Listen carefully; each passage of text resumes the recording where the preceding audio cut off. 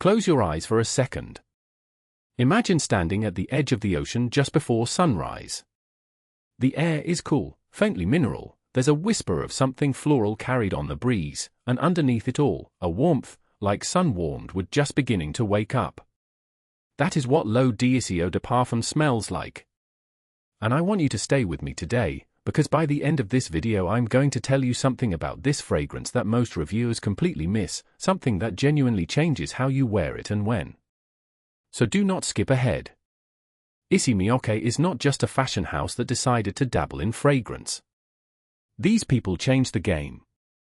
When the original L'Eau d'Issey launched in 1992, the Eau de Toilette version, it was genuinely revolutionary. Aquatic fragrances barely existed as a recognized category. Perfumers Jacques Cavalier and Dominique Ropian essentially helped invent the modern aquatic genre with that bottle. It smelled like water. Not water-y florals, not watered-down musk. Water itself, somehow bottled. Now here's where it gets interesting. The Eau de Parfum version we're talking about today, this is not simply a stronger version of the same thing. Issey Miyake made a deliberate creative choice with the EDP concentration to shift the identity of this fragrance. They softened the aquatic sharpness, deepened the florals, and anchored the whole thing in a considerably warmer, more intimate base. This is the grown-up, more refined sibling. Same DNA, different personality entirely. And understanding that distinction is everything when it comes to assessing whether this is the right version for you. Now before we even get to the skin test, let's talk about what you're actually holding, because this bottle deserves a moment. It is an icon. Full stop.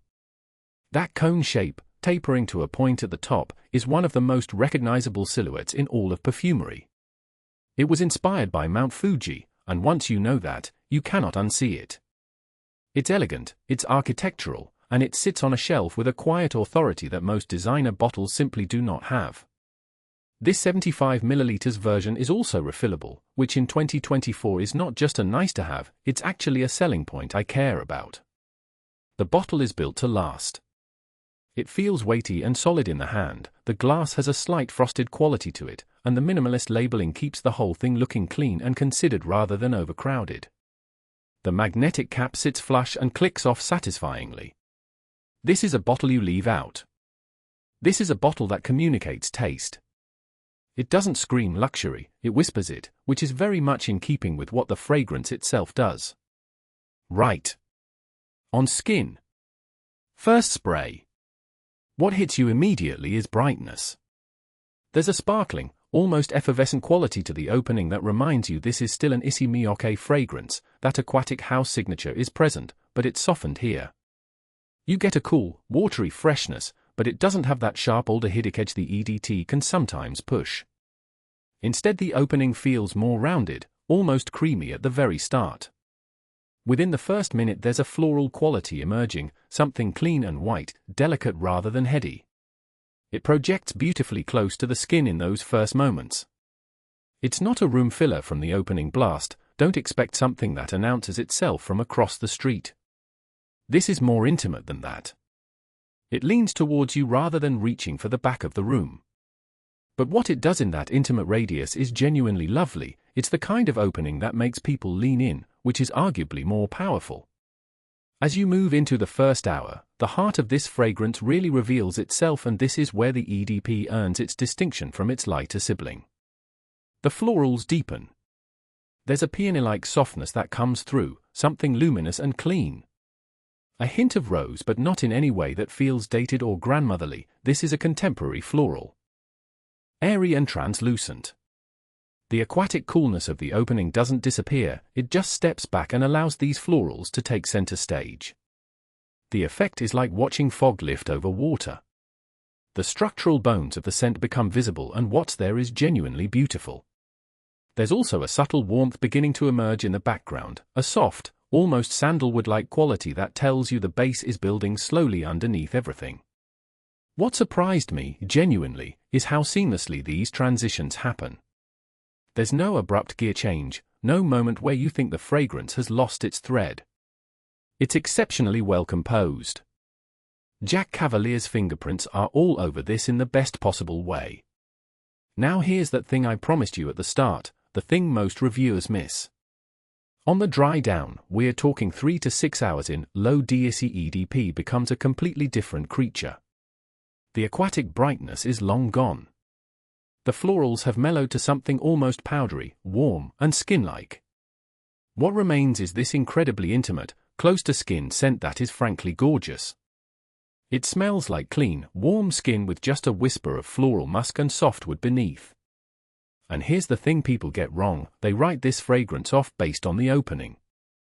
They smell the first hour and they say, oh, it's fine, it's a bit light, it's a bit safe. And then they wash it off. Huge mistake. The dry down is the soul of this fragrance. It's where it stops being a perfume and starts being a second skin. If you own this and you haven't let it sit for 4 or 5 hours, you genuinely haven't smelled it properly yet. That's my promise to you. Let's be honest about the numbers here because this matters at this price point. On skin, you're looking at 6 to 8 hours of genuine wear. The sillage, the trail it leaves behind, is moderate. This is not a fragrance that fills a room. It's a personal fragrance, a close-range fragrance. People sitting next to you will notice it. People across a room probably won't. And I think that's a deliberate artistic choice rather than a weakness. This is intimacy, not performance. On clothing it lasts considerably longer. Spray it on a scarf or a collar and you'll find it on the fabric the next morning, still recognizable, still lovely. I actually think it performs best mid-morning to afternoon, that's when it hits its stride. In warm weather it's genuinely special, the heat lifts it beautifully. In cold weather it can retreat slightly and feel a little more muted than you'd want. Let me paint you a few pictures. If you're the type of person who reads in coffee shops on Sunday mornings, who dresses with effortless care rather than obvious effort, who gravitates towards clean lines and natural fabrics, this fragrance was essentially made for your life. It fits that aesthetic perfectly. If you're someone who wants a fragrance that feels professional and polished for the office but softens beautifully into something more personal and intimate by the evening, this does that transition better than almost anything at this price point. And if you're buying for a gift, for a woman who has taste but isn't a fragrance obsessive, who would appreciate something genuinely beautiful without needing to decode it, low Issey EDP is one of the safest and smartest choices you can make. Who should not wear this? If you want projection, if you want a fragrance that commands a room, if you need compliments from strangers across a bar, this is not your bottle. If you gravitate towards rich, heavy orientals or dark smoky leathers, this will feel underwhelming to you. It's not for those who equate strength with quality. This fragrance rewards restraint and patience, and not everyone has both. £73 for 75 millilitres.